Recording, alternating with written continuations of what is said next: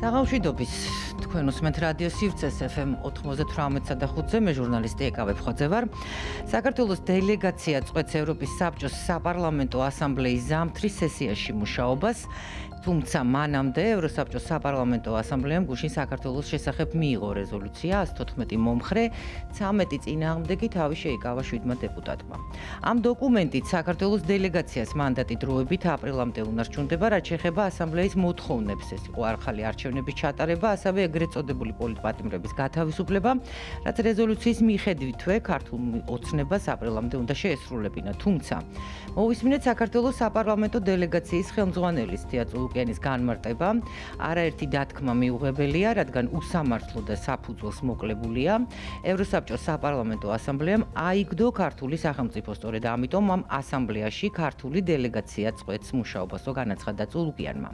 მართველი ძალისთვის, რომლისთვისაც ახალი არჩევნების მოთხოვნა წითელი ხაზი იყო, ყველაზე მნიშვნელოვანი საპარლამენტო დელეგაციის ლეგიტიმურობის აღიარება აღმოჩნდა. ოპოზიცია აქცენტს აკეთებს ახალი არჩევნების დანიშვნის მოწოდებაზე, უპრეცედენტო გადაწყვეტილება და გამარჯვება, ასე შეაფასა ოპოზიციამ სტრასბურგში მიღებული დოკუმენტი. ოცნებაში კი ოპოზიციის ქმედებებს ქვეყნის მტრობად, ღალატად, შანტაჟად აფასებენ უფრო მეტიც ამ ჯგუფს. მართლ ძალაში დამსმენელებიც კი უწოდეს. ღირსეული ნაბიჯი ოპოზიციის გამარჯვება თუ ქვეყნისთვის დამაზიანებელი გადაწყვეტილება, ვინ როგორ გაიგო ოცნების ეს ნაბიჯი, ვის სასარგებლო და მიღებული გადაწყვეტილება, რომელ message box მოერგო ზოგადად სტრასბურგში მიღებული დოკუმენტი და რას ნიშნავს საქართველოს დელეგაციის მიერ სესიის დატოვება. როგორ შეიძლება გაგრძელდეს ზოგადად საქართველოსა და საპარლამენტო ასამბლეის თანამშრომლობა, ეს ძალიან მნიშვნელოვანი თემებია, რაზეც დღეს ვისაუბრებთ. რაც შეეხება ბრიუსელს, აქვე ვიტყვი, რომ ევროკავშირის საბჭომ საქართველოს დიპლომატიური პასპორტების შეზღუდვის გადაწყვეტილებაც მიიღო მანამდე. თავის მხრივ სარეკომენდაციო ხასიათისაა, თუმცა რა მოლოდინია წევრი ქვეყნებიდან, მიმართავს თუ არა მაგალითად უნგრეთის მაგალითს, სხვა რომელიმე სახელმწიფო ქართული პასპორტებისთვის უვიზო რეჟიმის ძველი წესის შენარჩუნების შესახებ ამას ვნახავთ. და ვაშინგტონს რაც შეეხება, ინაუგურაციიდან გავიდა 10 დღე, ტრამპის გუნდი ჯერჯერობით ინარჩუნებს დუმილს საქართველოსთან მიმართებით, თუმცა ეგრეთ წოდებული ტრამპის ეფექტი პრინციპში მოქმედებას ნელ-ნელა იწყებს. რა მოლოდინია ასევე ქართულ-ამერიკული ურთიერთობის გადატვირთვის თვალსაზრისით, მოკლედ საკითხები ბევრია და მნიშვნელოვანი და ქვეყნის საშინაო და საგარეო პოლიტიკური პროცესების შესახებ ვისაუბრებთ დღეს ჩვენ სტუმართან, ვფიქრობ საინტერესო სტუმართან, პოლიტოლოგი ირაკლი გოგავა გვეყოლება და ყავს დღეს სტუდიაში, რომელსაც მივესალმები საღამოშვიდობის. მოგესალმებით ეკა, მივესალმებით თქვენს მსმენელს და მაყურებელს. დიდი მადლობა სტუდიაში მობრძანებისთვის. ბატონო ირაკლი, მოკლედ პირველი და ძალიან მნიშვნელოვანი თემა, რაზეც ალბათ დავიწყე საუბარი. სულ ახლახან გუშინ მომხდარი პროცესები საქართველოს დელეგაცია წყვეტს, ხო, ევროპის საბჭოს საპარლამენტო ასამბლეის ზამთრის სესიაში მუშაობას და მიუხედავად იმის, რომ მანდატი აპრილამდე შეუნარჩუნდა, როგორ შეაფასებთ ამ გადაწყვეტილებას, ძალიან საინტერესოა, იმიტომ რომ ურთიერთგამომრიცხავი კომენტარები დღეს უკვე გაკეთდა, რა თქმა უნდა, ხელისუფლების მხრიდან, ასევე ოპოზიციის მხრიდან. რა პროცედურა იყო ეს და ზოგადად რა რისკებს შეიცავს, ძალიან საინტერესო იქნებოდა მოგვესმინა თქვენგან. ნუ ხელისუფლების დელეგაციამ, რომელიც წარსდგა სტრასბურგში ევროპის საბჭოს საპარლამენტო ასამბლეაზე, ერთგვარი ტრიუკი ჩაუტარა ევროპელებს, ევროპელ ლიბერალებს, ჯერ მიეღებინა ესეთი შუალედური რეზოლუცია, სადაც აღიარეს დელეგაცია და თუ შენ არ აღიარებ არჩევნების შედეგებს, ხო, ქართული ოცნების დელეგაციასაც ვერ აღიარებდი, მაგრამ რახან ქართული ოცნება აღიარა, ეს ირიბად იმას ნიშნავს, რომ შენ ადასტურებ არჩევნების შედეგს. შესაბამისად ეს ტრიუკი არ ვიცი, წინასწარ დაგეგმილი იყო, მაგრამ ნუ გამოვიდათ ეფექტურად. ან ოცნების მხრიდან იყო თუ არა წინასწარ დაგეგმილი? ოცნების მხრიდან, იმიტომ რომ ის უკვე ნათელი იყო, იმიტომ რომ რამდენიმე დღით ადრე ცნობილმა ჟურნალისტმა იოზოვიაკმა თქვა, რომ არჩევნების არცნობას ევროკავშირი არ აპირებს.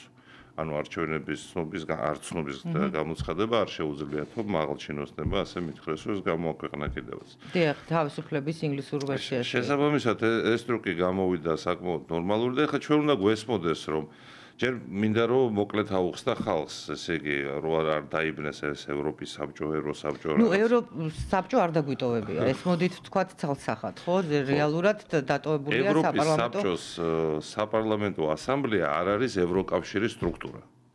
ევროკავშირის სტრუქტურა და პარლამენტი ცალკეა. ეს არის საერთო ევროპული არაევროკავშირის ქვეყნებიც რომ მონაწილეობდნენ, რუსეთიც ყავდათ მაგათ წევრი და რუსეთიც აღარ არის ახლა შეჩერებული აქვს, აზერბაიჯანს ასევე შეჩერებული აქვს. ხოთოს აპრეცედენტებზეც ვისაუბროთ მე რატომ არის შეჩერებული. ნუ რეალობა დღეს ისეთია ევროპაში. ყველას გონია რომ ახლა ევროპაში რაღაცა დემოკრატიის შუქურაა და დემოკრატია დუოს. რეალურად ევროპაში არის ნეოლიბერალური ისეთი კვაზი ტოტალიტარიზმი, ფასადური დემოკრატიის ერთგვარი ფორმა ევროკავშირის აბსოლუტურ უმრავლესობა ქვეყნებში. და როგორ ხდება ამის მართვა? ძირითადად მედიის მეშვეობით. ესე იგი, სუპერ მდიდრებმა, რომელთა პროექტია საერთოდ ევროკავშირი, რომლებმაც მოიფიქრეს საერთო ბაზარი თავის ინტერესებისთვის, შექმნეს, იყიდეს მთელი მედია, მთელი მეინსტრიმული მედია, ყველა ქვეყანაში აბსოლუტურად ევროკავშირის ბალტიისპირეთიდან დაწყებული, ბალკანეთით დამთავრებული და საფრანგეთი, გერმანია თავისთავად ესპანეთი. ტოტალურად კონტროლდება მედია ევროპაში სუპერ მდიდრების მიერ. მე მქონდა შეხება ამ პროცესთან, აი მაგალითად 2000-იანი წლებში ბალკანეთზე რო ყიდულობდნენ აი ამ პროცესში რაღაცა გაკვრით მქონდა შეხება და აქედან ვიცი შიდა სამზარეულო. და როგორ არის ცით პოლიტიკურ ველზე რეიტინგები ლაგდება, ეხლა თქვენ კარგად იცით ეს ეხლა პიარის ჟურნალისტიკაში ხართ, რეიტინგები ლაგდება ეთერში გამოჩენის სიხშირის მიხედვით. აი ყველაზე სულელი ადამიანი რო გამოიყვანოს ახლა მაგალითად საქართველოში ნომერ პირველმა ტელევიზიამ. ხო TV-იმედი ხო არის? TV-იმედმა ყოველდღე რო დასვას ყველაზე სულელი ადამიანი, იმას გაუჩნდება თავისი მუშტარი. ასეა მოწყობილი საზოგადოება სოციუმი. შესაბამისად ამ გამოჩენის ფიგურების გამოჩენის სიხშირით ისინი რეიტინგებს არეგულირებენ. მაგალითად, ავიღოთ გერმანიაში, ხო რა ხდება?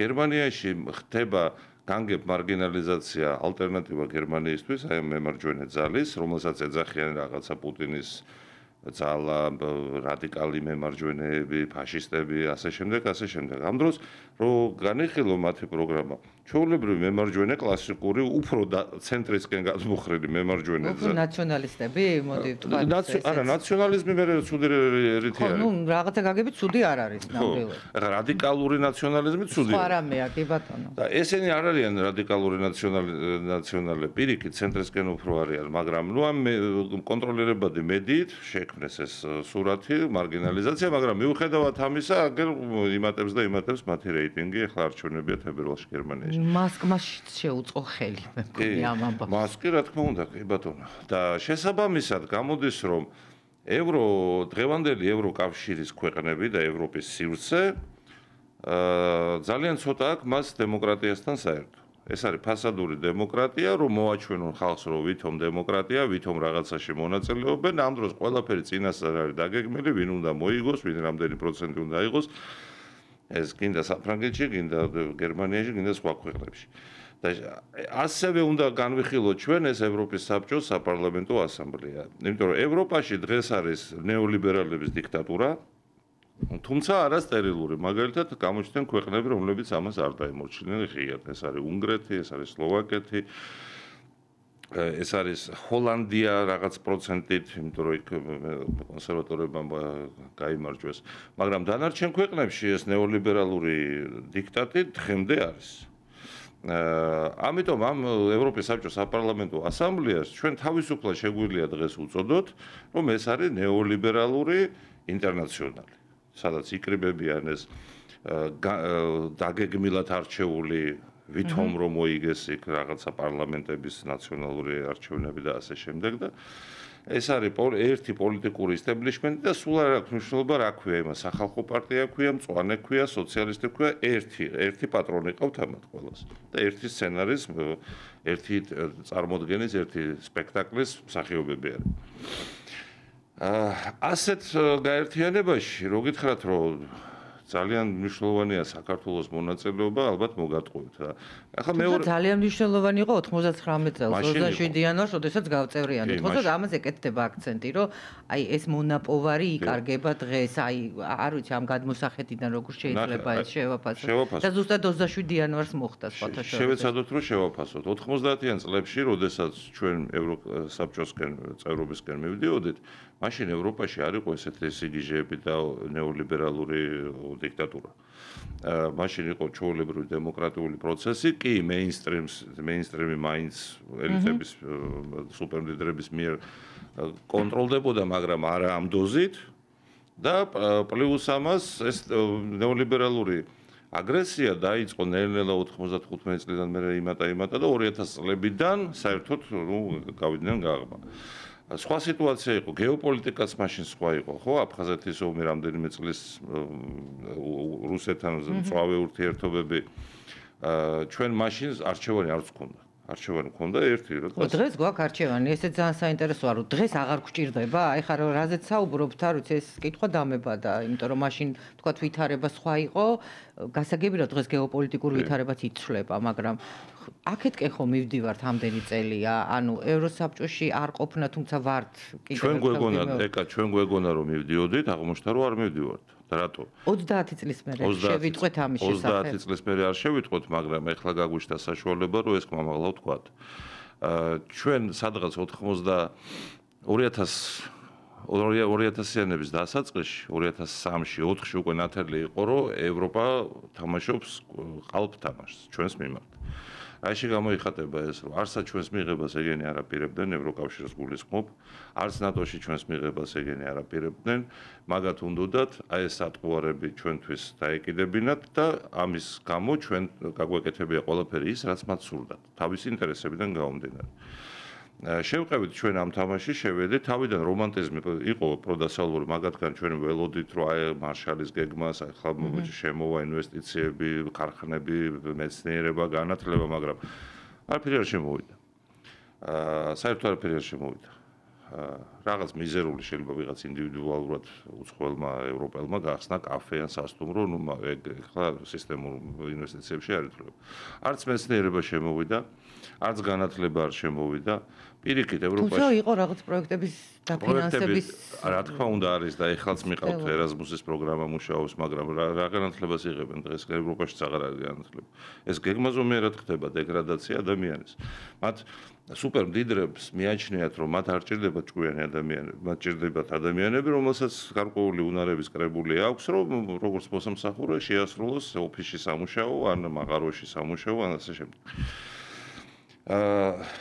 ამიტომ ეს ოცნება რასაც აკეთებს, ფაქტიურად გაუშიფრა გეგმა, უთხრა მთელს ამ ევროპულ ლიბერალურ ელიტას, რომ მე ვიცი, რომ შენ მატყუებ, მე აღარ შემოყვები ამ თამაშში, აღარ დაგაშანტაჟებიებ თავს, აღარ დავიღებ იმ ვალდებულებებს, რომლებიც ასეულობით ამკიდე და დიდი ნაწილი შესრულდა კიდევაც. მე ვაპირებ, რომ სუვერენული განვითარების გზით ვიარო. თუ შენ თანახმახარ, რომ მე როგორც ჩემი ზომის და მასშტაბის გათვალისწინებით მე თანამშრომლო პარტნიორულად კი ბატონო ღია ვარ ამისთვის, მაგრამ ის რომ შენ ეხლა დამპირდე მე რაღაცა 2557 წელს სადღაცა მიგიღებ და შენ მოდი ეს გააკეთე ესე იგი ეს LGBT პროპაგანდა. ძალიან გავდა მაგალითად 28 ნოემბერს პრემიერის მიერ გაკეთებულ განცხადებას რაღაცა ეს გამახსენდა გუშინ, როდესაც ოცნებამ თქვა, რომ ჩვენ გავდივართ აქედან. როდესაც პრემიერმა თქვა, რომ აი 20-30 წლამდე ჩვენ ვაჩერებთ ამ პროცესს. კი ბატონო, ეს ერთი პროცესის ნაწილია ეხლა ეს ევროპის საბჭოს საპარლამენტო ასამბლეას, იგივე ხალხი აკონტროლებს რომელიც აკონტროლებს ბრიუსელს, ხო? ეს არის ძირითადად ეს ეგრეთ წოდებული კრებითი სოროსი, რასაც უკვე მასკი და ტრამპი ღიად ამბობენ, ხო? და ტრამპმა საერთოდ გაწყვეტა ბრიუსელთან ურთიერთობა ქვეყნებთან. ქვეყნებთან მექნებაო პირდაპირ ურთიერთობა.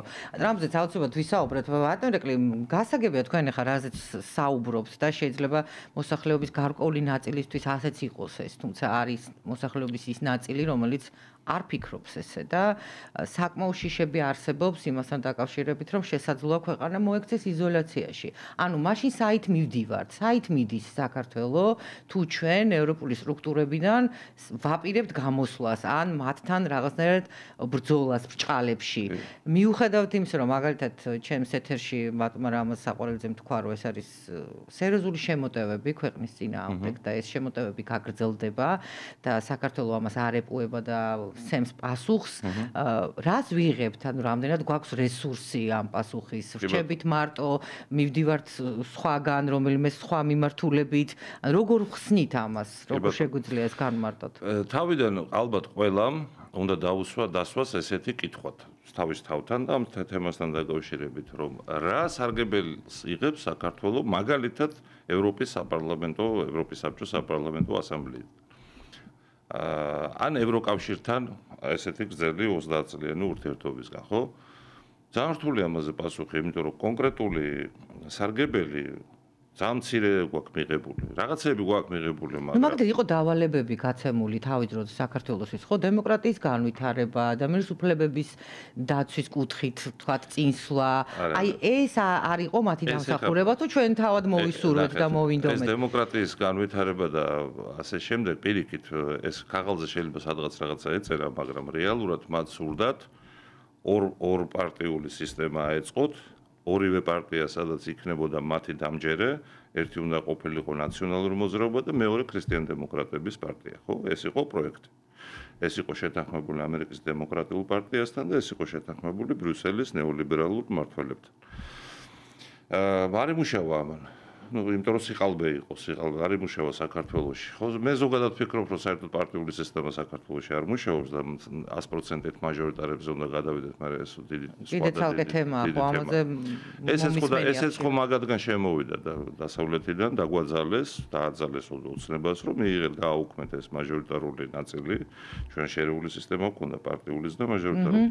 ეს რატო შემოგვხვდა, იმიტომ რომ ნახეთ რა ხდება ევროპულ ქვეყნებში, ხო? სულ მუდმივად ახალი რიგგარეშე არჩევნების კოალიციები, ერთი პარტია ვერ ახერხებს უმრავლესობის ჩამოყალიბებას, ესე იგი პრობლემაა ამ კოალიციურ მთავრობებში. და მე ეს იაფიუჟდებათ ასე ქვეყნების მართვა. აი მაგალითად მწვანეთა პარტია არის პირდაპირ სოროსთან დაკავშირებული პარტია, თითქმის ყველა ევროპულ ქვეყანაში და გერმანიის კოალიციაში მწვანეთა პარტიის მეშვეობით ახდენენ ყველა მიმართულებით ასე ვთქვათ გადაწყვეტილებებზე ზეგავლენას. იგივე უნდათ აქ რომ უმრავლესობა ერთ პარტიას არ ქონოდა. აი ოცნებამ როცა მოიგო 12 წელს სააკაშვილი რო გამდევნეთ, ხო, მთელმა ერმა. მაშინაც კოალიცია გაუკეთეს ივანიშვილს. ხო, გონიათ რომ ივანიშვილის დაკომპლექტებული იყო ის კოალიცია. რაც იყო მაშინ კოალიცია. ხო, რავი, შეუყარეს 1000 აგენტურა თავისი და არ მიეცა მეერეც ვიღაცა უკვე მე პარტიები არ შეუყვანეს, მაგრამ ინდივიდუალურად თავიანთი გავლენის აგენტები შეუგზავნეს, ხო? ვინც მე მაგაწინააღმდეგ გამოვიდა. ნუ ეს ჩუგოშვილები და ვიღაცები იყო ერთი დაახლოებით 7-8 კაცი. ამიტომ არ აძლევდნენ საშუალებას, რომ მარტო ემოქმედა და ისიც რატოა მოფიქრებული 1-4 წლიანი ვადა ან მაქსიმუმ 2-4 წლიანი ვადა. ეს იმიტოა, რომ ადამიანი ხო პოლიტიკოსად არავინ არ იბადება.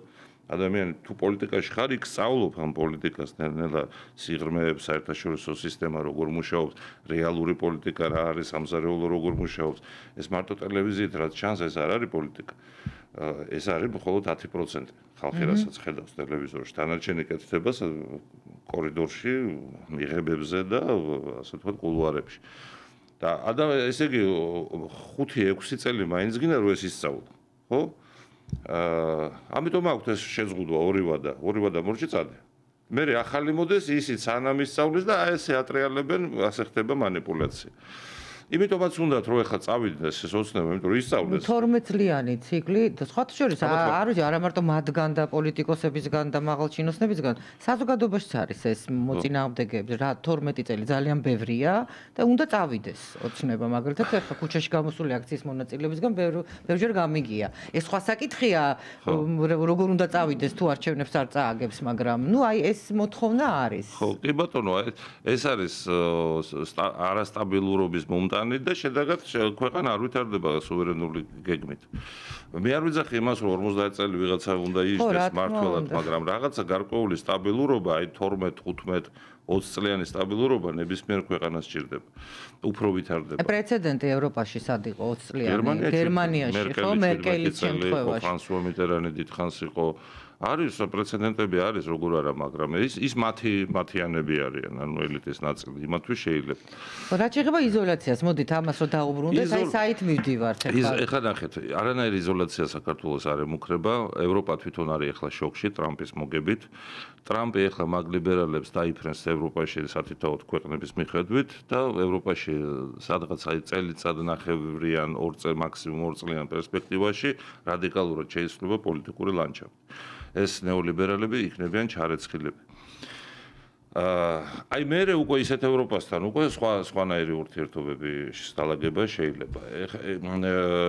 ნახეთ აი თუ დააკვირდებით ბალტიისპირელები ჩაჩუმდნენ საქართველოს მიმართ. აღარ აქტიურობენ ამ ბოლოს. იმიტომ რომ ტრამპი მოვიდა. უილსონიც ცოტა დაგვეკარგა ეს დღე. არა, ვილსონი აქტიურობს, იმას ჯამაგირი აქვს. არა ეს დღეები არ გამოჩენილა. იმიტომ რომ ბალტიისპირელები მთლიანად მიბული არიან ხა შეერთებულ შტატებზე და ხა რამე თქვან ისეთი რაც ტრამპს არ მოსწონს უკვე ამას უკავშირებთ? რა თქმა უნდა. პოლონელებიც ის მარკეტა გრიგოროვა და მეკარგა სად არის აღარ ჩანს, ხო? ესე აღმოსავლეთ ევროპა იუკნევიჩიანიც. რასა? რასა? ხო, ნუ ეს პერსონაჟები ხარ, რომლებიც იბრძვიან საკუთარი ინტერესებისთვის, მათ ეშინიათ, რომ რუსეთთან ომი. ესეც საინტერესოა, რატო იყვნენ ესე გააქტიურებული? იმიტომ რომ რუსეთთან ომს მაგათაც თხოვდნენ. განიხილება ეს სამხედრო სტრატეგიულ გეგმებში და მათ უნდათ რომ საქართველოს დაეწყო ეგება აქ სამხედრო მოქმედებები რომ თვითონ გადარჩენილი. და ეხლა მათ თხოვენ. ეხლა ტრამპი არ ვიცით ჯერ რა როგორ დისპოზიციას გააკეთებს ამ ომს შეუკეთებს ასე ვთქვათ ფიჩს თუ პირიქით ჯერ ეს არ არის ცნობილი. მაგრამ თუ შეუკეთა ფიჩხი ხო ბალტიისპირეთი პირველი იქნება ვისაც გააგზავნიან საომრად. და არა საქართველო ამ შემთხვევაში. საქართველო დაივიწყონ უკვე საქართველოში არაფერი არ გამოვიდათ, აი გახსოვთ ფიცომ რო თქვა რომ სლოვაკეთში ჩამოვიდნენ რევოლუციის ტექნოლოგია. ესე იგი აქედან აიბარგნენ, იმიტომ ნახეს რომ ჩაფლავდნენ.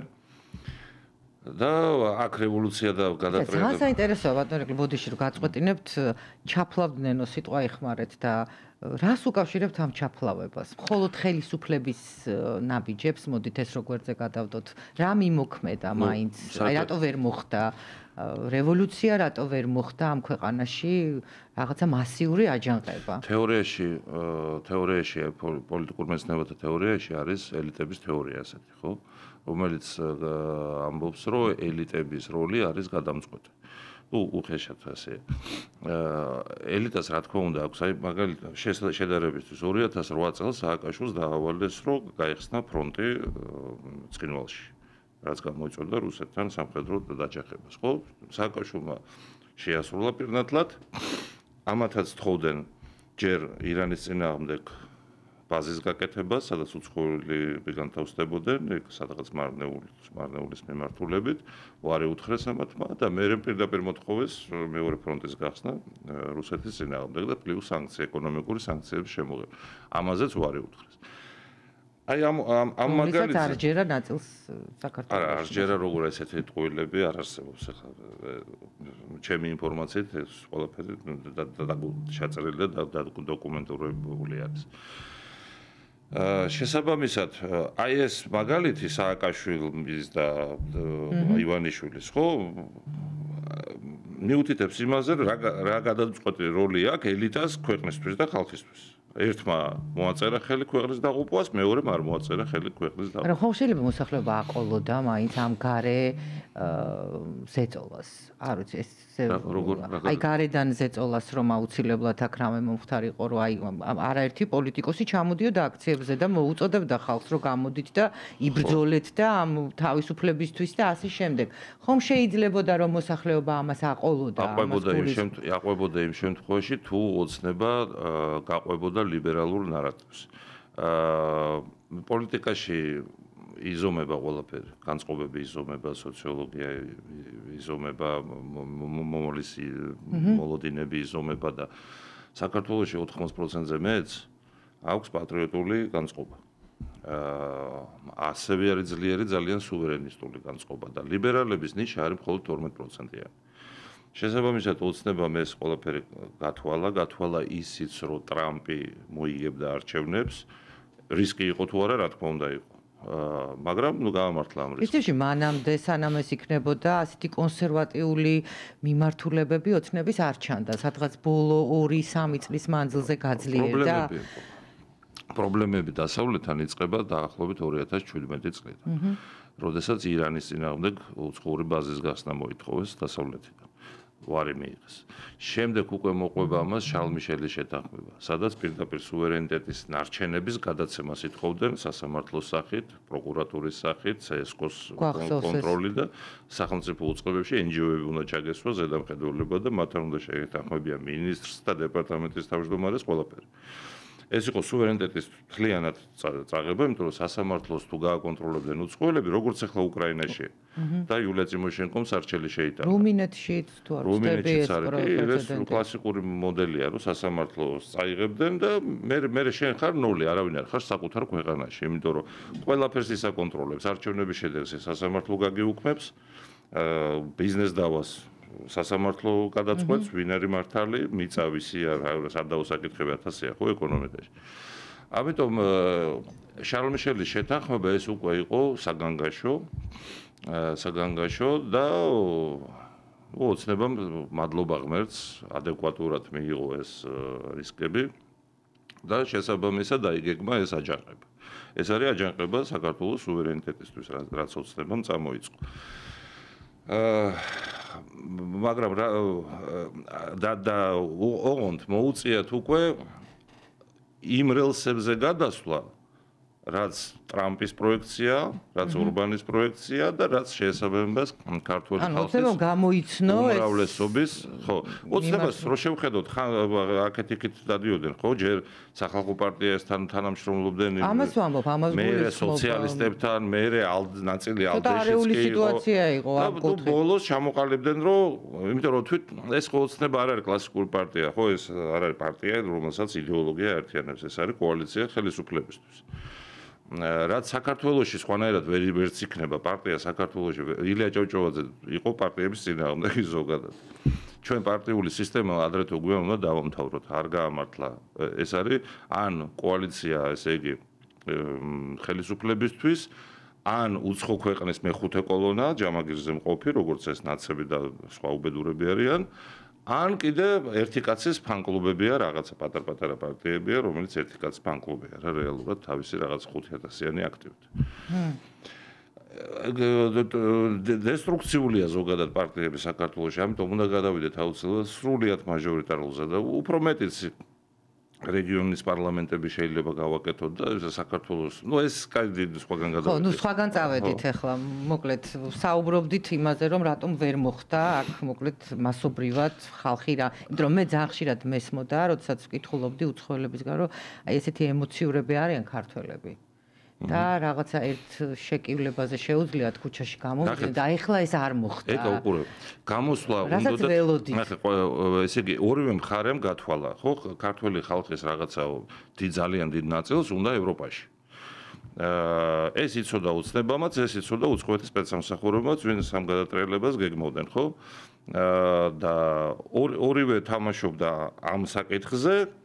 მაგრამ იქ ნიუანსებია იმ ევროპაში მინდაზე. ევროპაში მინდა იმას კი არ ნიშნავს, რომ გინდა თუ არა რაღაცის წევრი უნდა გავხდე. ევროპაში მინდა ნიშნავს, რომ მაღალი ხელფასი მინდა, მაღალი პენსია მინდა.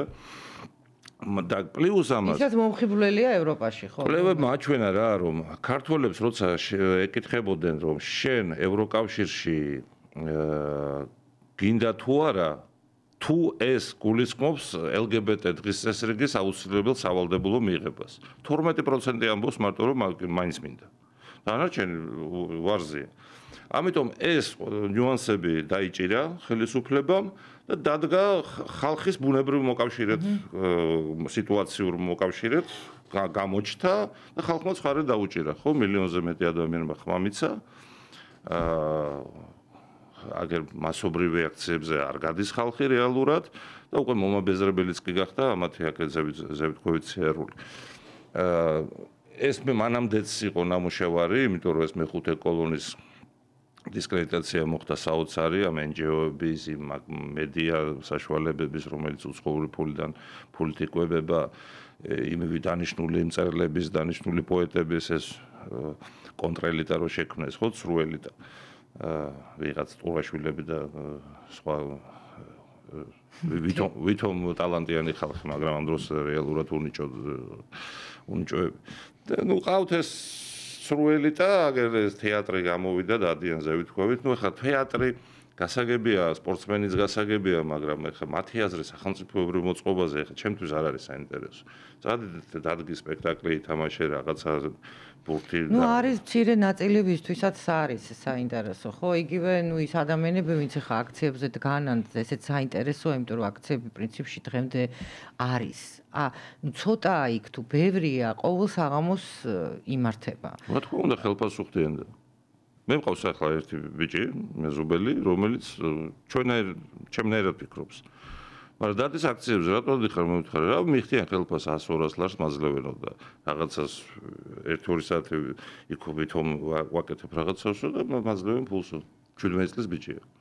ხო, მაგრამ ნუ თქვათ ეს დავიჯერეთ, არიან ადამიანები, ვინცაც ახლა არავინებს არ უხდის. ხელად სჯერათ, რომ რაღაცა შესაძლებელია, რომ არჩევნები გაყალბდა, რომ აქ ახალი არჩევნები უნდა ჩატარდეს და უნდა გათავისუფლდნენ ის ადამიანები, ვინც დღეს ციხეში არიან. ზოგადად ესეც მაინტერესებს თქვენგან როგორ უყურებთ ამ საკითხს. რა თქმა უნდა, არიან ეგეთი ხალხიც მოტყუებული, იმიტომ რომ ათეულობით პროპაგანდის მანქანა, მედია საშუალება უცხოური ფულით ფინანსდება დღემდე და ესენი წამლავენ ადამიანებს ახალგაზრდებს განსაკუთრებით.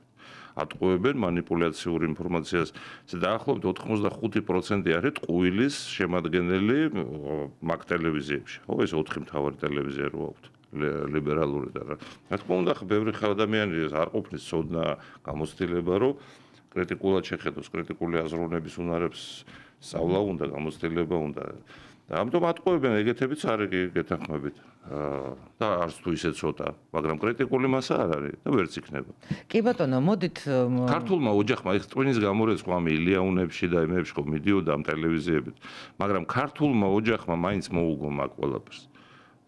რამდენი 250 მილიონიანი დაფინანსება იყო ყოველ წელს ერთობლივად ევროპიდან და USAID-დან, ხო? ეს ყველაფერი ხო იხარჯებოდა ამ ტვინის გამორეცხვაზე. რომელიც შეჩერდა დროებით. ნაწილი ევროპაც შეჩერდა და ამერიკაც შეჩერდა, კი ბატონო. ესეც საინტერესო თემაა, რა ზიანი თუ სარგებელი შეიძლება ამან მოიტანოს ამ დაფინანსებების შეჩერება. იგივე USAID-თან დაკავშირებით. ჩვენ არაფერი დახმარება ეგ არ არის, ეგ იყო თავის საკუთარი მეხუთე კოლონის მართვის ბიუჯეტი. მეხუთე კოლონა რა არის? ადრე იყო რო ქვეყანას რომ დაიპყრობდნენ, დანიშნავდნენ კოლონიურ ადმინისტრაციას, ხო? მაგრამ ნეოკოლონიალიზმის პირობებში მეხუთე კოლონის მეშვეობით, ანუ ადგილობრივი აგენტურის მეშვეობით ხდება გავლენების მართვა სიტუაციის, ხო? და ეს მეხუთე კოლონა არის რეალურად კოლონიალური ადმინისტრაცია უცხოეთის. ანუ შენ იბრძვი იმისთვის, რომ იმ ევროპასთან უკეთესი პირობები რამენაირად და თანაბარ უფლებიან მდგომარეობაში ჩადგა და ეს გეკაჩება, რომ არა მივეყიდოთ უფასოდ. ხო, მივეყიდოთ ისე იაფად. და მაგ ფუნქციას ასრულებს და ღირს ის 250 მილიონი, რითაც ინახავენ ამ მეხუთე კოლონას, როგორ არღირს წელიწადში მარტო ევროპას საქართველოსგან აქვს სარგებელი 10 მილიარდი დოლარის მარტო ევროპას. ეს არის საბანკო კაპიტალში ზემოგებები, ეს არის ჩვენი სავიზო რეჟიმი რო შემოიღეს, ჩვენთვის კი არ შემოიღეს, თავისთვის შემოიღეს მუშახელი აკლიათ. და მესამედ ფასში ამუშავებენ 400,000 ქართველს, ხო? რამხელა შეჩერების მუქარებიც არაერთხელ მოგვისმენია. მაგას არიზამენ არქნეს, ხო ხმოვნახე, სავიზო რეჟიმს არა უქმებენ, იმიტომ რომ პასპორტები გაუქმეს. პასპორტები ეხება რაღაც 500 კაცს და ის ეხება მთელს ერს, იმიტომ რომ უნდათ ეს ხალხი ჭირდებათ ეკონომიკაში უმუშევრობა ის და ვაკანსიები აქვთ, ვერავსებენ. ეს მაროკო და კონგო აღარ უნდათ, ხო? მაგრამ ჩადი და სომალის ხალხი უნდათ, აგერ მოლდოვა, საქართველო, უკრაინა ამ ქვეყნები. მაინც არ მიპასუხეთ კითხვაზე, საით მიდის ქვეყანა? ამ კუთხით, აი სად ვართ ახლა, რა წერტილში ვართ? მაგალითად, აუცილებლად უნდა ვისაუბროთ დრო მინდა რომ დაგვრჩეს შტატებთან ურთიერთობა, ჩინეთთან ურთიერთობა, ჩვენ არც არ მეზობლებთან ურთიერთობა, იმიტომ რომ ხედავთ პრემიერის ვიზიტებს აზერბაიჯანი, სომხეთი, რა მიმართულება გვაქვს? ჩვენ არსად არ მივდივართ. ჩვენ ვართ ადგილზე 3000 წელი ასე ვართ, რაც ვიცით და რაც არ ვიცით იმის მეტი კიდე. ვიქნებით ყოველთვის კავკასიაში, იმ რეალობაში რაშიც ვართ, რაც უნდა გავითვალისწინოთ, ეს არის პირველ რიგში ჩვენი სამეზობლო და ჩვენი რეგიონი. და ჩვენთვის არც ერთი მეგა ეკონომიკური გაერთიანების წევრობა არ არის მიმზიდველი. გაცილებით მეტ სარგებელს მოვიპოვებთ, თუ ჩვენ ყველა მიმართულებით გვექნება კარგი ურთიერთობები. ევროპასთანაც, ამერიკასთანაც, ჩრდილოეთითაც, სამხრეთითაც, ჩინეთი, ინდოეთი, არაბული ქვეყნები, თურქეთი, ყველა აფრიკა, ყველა მიმართულებით. ანუ საქართველოს უნდა გავხადოთ ჩვენ ერთგვარი როგორც ჯუნგლებში გვალვის დროს, ცხოველები ერთმანეთს არ ჭამენ, არ ესხმიან თავს გვალვის დროს წყალთან. ესეთი წესია. დაპროგრამებულია ესე. იმიტომ რომ გადარჩნენ, კოლექტიური გადარჩენის ინსტინქტი ირთვება არ ვიცი. აი რაღაც ესეთი ადგილი უნდა იყოს რა, წყლის დასალევი ადგილი, სადაც ყველა მოდის თანამშრომლობს. ეს ამდენად შესაძლებელია. კი, მე შევადარებდი აი ცივი ომის დროს ავსტრიის მაგალითი. ეს არის ჩემთვის ყველაზე ოპტიმალური გამოსავალი, ნეიტრალური ქვეყანა, სამხედრო ნეიტრალიტეტი აქვს, მაგრამ ქვეყანა გახადეს დავარცხნილი, მიუხედავად იმისა, რომ გერმანიის ნაწილი იყვნენ ანშლუსის შემდეგ და ომი წააგეს, ხო? მიუხედავად ამისა, ერთ-ერთი ყველაზე მოწესრიგებული ქვეყანა. არ ერევა არც იმაში, არც ამ ომებში, უბედურებაში, ნეიტრალიტეტს ინარჩუნებს და ვენაში არის განთავსებული ათეულობით და ასეულობით საერთაშორისო ორგანიზაციების ოფისები. ანუ ხალხი იქ ჩადის და იქ ერთმანეთს ელაპარაკება. მოწინააღმდეგეები, მტრეები, ოპონენტები, კონკურენტები ყველა. აი ეს ფუნქცია მინდა მე საქართველოსთვის. ჩინეთი, ამერიკა, რუსეთი, ევროპა, ირანი, არაბები, ყველა აქ უნდა ერთმანეთს ეკონომიკური თანამშრომლობა, ჰუმანიტარული თანამშრომლობა, კულტურული თანამშრომლობა, აი ეს პოლიგონი უნდა იყოს საქართველოს. არის ამის შესაძლებლობა. მრავალპოლუსიან სამყაროში ამის დაალაგება სავსებით რეალურია. ამერიკა-საქართველოს ურთიერთობაზე მინდა გკითხოთ და ტრამპის მოსვლა და ცვლილებები, რომელსაც ელოდება ქვეყანა, ჯერჯერობით საქართველოსთან დაკავშირებით ჩვენ არ მოგვისმენია რაიმე ტიპის განცხადება, მაგრამ ჩემს მონოლოგშიც ვთქვი, რომ გარკვეული ტრამპის ეფექტი უკვე მსოფლიოს ეტყობა, როდის შეიძლება, ექსპერტები ამბობენ, რომ შეიძლება თებერვლისთვის მოიცალოს ტრამპმა საქართველოსთვის, ველოდებით ასევე მის შეხვედრას უკრაინის ომთან დაკავშირებით პუტინთან, ან იქ თუ იქნება შესაძლებელი და ნახსენები საქართველოს თქვენ როგორ ვარაუდობთ და რა მოლოდინები შეიძლება იყოს. იგივე სტრატეგიული თანამშრომლობა, რომელიც შეწყვეტილია, ეს შესაძლებელია თუ არა ამის აღდგენა. ფაქტობრივად ჩვენ ვხედავთ, რომ რაღაც ერთი message box-ია ღირებულებების თანხვედრა ტრამპისა და ქართული ოცნების. პირველი ის სტრატეგიული შეთანხმება, რაც არსებობდა და პარტნიორობა. ხო, სტრატეგიული პარტნიორობა, ეს ფარატინა კახალდი იყო, რეალურად სტრატეგიული პარტნიორობის ის ხალიც კი არ იყო იქ თავისი პროქსის მეშვეობით, მაგალითად მარიონეტის მეშვეობით მართავდნენ აქ სიტუაციას და შემდეგ უკვე მეხუთე კორპუსის ეს პუნქტები შეუსრულებელი იყო მთელი ამ წლების მანძილზე, ხო, იქ რაც სიყალბე. ამიტომ ესეთი რაღაცები არ უნდა დავიჯეროთ საქართველოს და შეერთებულ შტატების სახელმწიფო შორის სტრატეგიული ურთიერთობები არ არსებობს ეგეთი რაღაც. ეხლა სამხედრო დახმარება იქ ბევრი რამეა ეხლა. სამხედრო დახმარება გაგვიწიეს, იმიტომ რომ გვეუბნა რუსეთთან. ესეც პროექტი იყო და შევარდნაძე რასაც არ ეთანხმებოდა სხვათა შორის, იმიტომაც დააყირავეს და შევარდნაძემ დაიწყო აფხაზეთის კონფლიქტის მოგვარება გალში, მაგალითად 2003 წლის თებერვალში შეიყვანეს რუსეთთან შეთანხმებით დევნილები და რამდენიმე თვეში ჩამოაგდეს მაგიტო, იმიტომ რომ ამერიკული და მათ შორის ევროპული საგარეო პოლიტიკა სამხრეთ კავკასიაში ემყარებოდა კონფლიქტების მოუგვარებლობას. აფხაზეთის, ცხინვალის და მთიანი ყარაბაღის.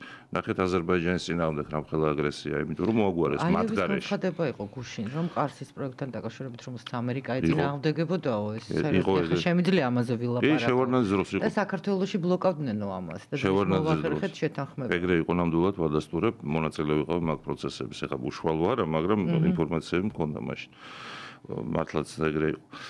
იქ არგუმენტს აჟღერებდნენ, რომ აი ფოთის სპორტს მოაკლდება ტვირთები და რაღაცები. ნუ ფაქტია, რომ ახლა ამერიკის შეერთებული შტატები დაადანაშაულა კაცმა. ეხლა ტრამპის ამერიკასთან ჩვენთვის არის ძალიან საინტერესო ურთიერთობები. ეხლა ნახეთ როგორ მუშაობს პოლიტიკაში ეგ თემა. პოლიტიკაში არის ესე ჩემი მტერი, ჩემი მეგობარია. ვინ არის ტრამპის ყველაზე დიდი მტერი? ხო, ჩინეთი? არა. რუსეთი? არა. ტრამპის ყველაზე დიდი მტერი არის ეს ლიბერალ გლობალისტები. ანუ სუპერმდიდრების კორპორაცია, რომელსაც უნდა გლობალისტური სამყარო თავისი, ესე იგი, გემოვნებით მოაწყოს, რომ თვითონ მართონ ყველაფერი.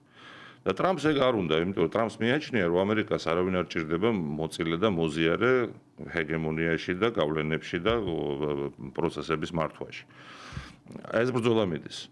ამიტომ ტრამპი არის დაპირისპირებული სამკვდროსაც იცოცხლოთ ორჯერ მოკინაღა მოკლეს, მოცდელობა იყო ამ ლიბერალურ გლობალისტებთან. რამდენად გამოუვა კიდევ აქედან და არ ვიცი. ჩვენ ვართ ასევე დაპირისპირებული ეს ძალაგვებზვის სწორედ, ეს ომის პარტიას რო ვიძახით, ამათი ნაწილია ეს ნეოკონსერვატორების და შტრაუსიანელების დაჯგუფება.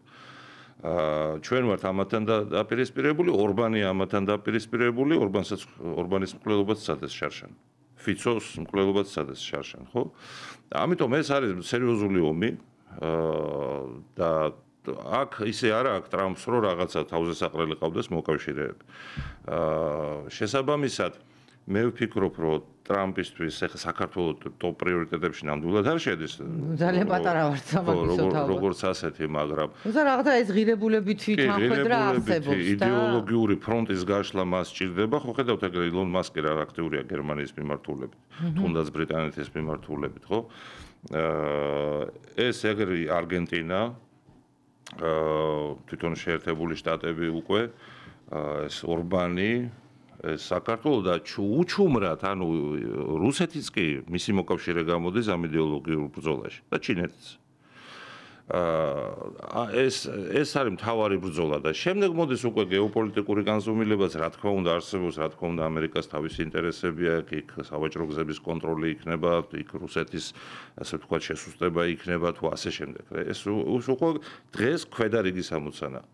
აი რა იქნება ზემოთ ამ შეხვედრის შემთხვევაში პუტინთან ან სი ძინპინთან როგორ ფიქრობ? მე ვფიქრობ რომ გადალაგდებიან ესენი ტრამპ ერთი რამე არის აქსიომა. სამყაროს ახალი წესების შემუშავება ან თუნდაც ძველის აღდგენა.